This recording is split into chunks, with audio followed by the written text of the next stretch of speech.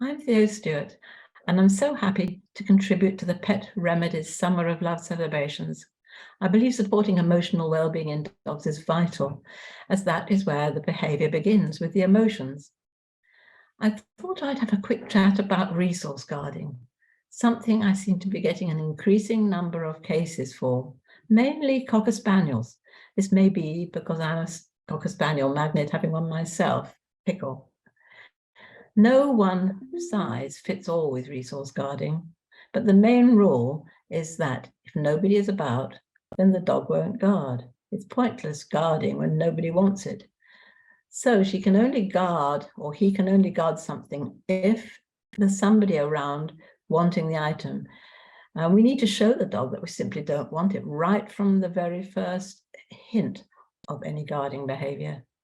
Sometimes the dog has a valued or even so-called stolen possession and seems to actually get pleasure out of parading it and guarding it, flaunting it, if you like, to make somebody want the item. We let the dog know that we're not playing that game. We walk away or even out of the room straight away.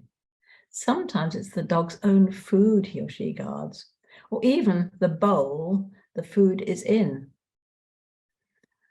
Sometimes the dog isn't even near to where he's guarding. From a distance, he's keeping an eye on it, ready to attack should anyone go near. This could be an item, a bed, a spot in the room, or even the doorway. I once went to a house with two Great Danes and a Chihuahua. The Chihuahua sat on the back of a sofa, watching the door. And those two Great Danes wouldn't dare come in the room. The Chihuahua controlled the doorway. Now, many people get bitten because the dog misreads their intentions. The person may suddenly put a hand down to pick something up they dropped, unaware that the dog is guarding something else, or maybe even his own space. And so the dog bites. Many dogs, especially guarding breeds, of course, guard property and people. It's what they've been bred for and what we want them to do. But it is hard to encourage a dog to guard the premises and bark at anything going past, and then not guard when the person actually comes into the house. Some dogs guard things only from people. Some dogs only guard things from other dogs. Not so frequently, in my experience, does a dog guard from both dogs and people. I find that all guarding behaviors are made a lot worse when the dog is over-aroused or stressed.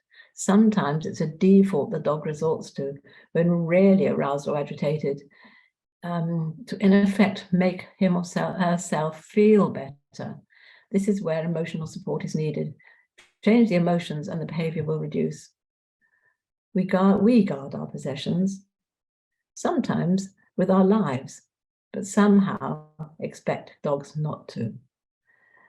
The main take-home message is to reduce arousal and give the dog a de-stressing alternative to redirect onto when over-aroused. This could be a hunting game, something to throw, a mooch and a sniff. I'll finish now with just telling you about my Pickle, with my Pickle Cocker Spaniel and my German Shepherd Millie. They had this game.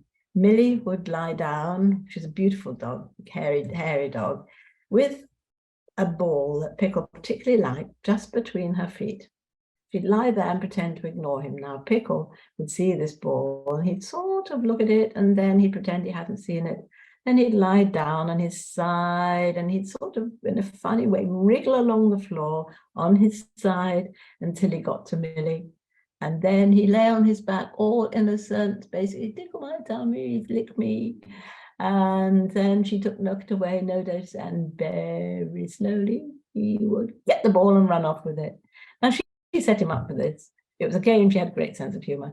And Pickle hasn't got, fortunately, he has guarding tendencies insofar as he has something valuable, he might bury it. But we don't have any growling. He's never had any need to do that because I would never challenge it. Anyway, for anyone who would like my online behavior help, wherever you are that's English speaking, please follow the link in my introduction. You can message me or give me a call with any questions. Bye-bye.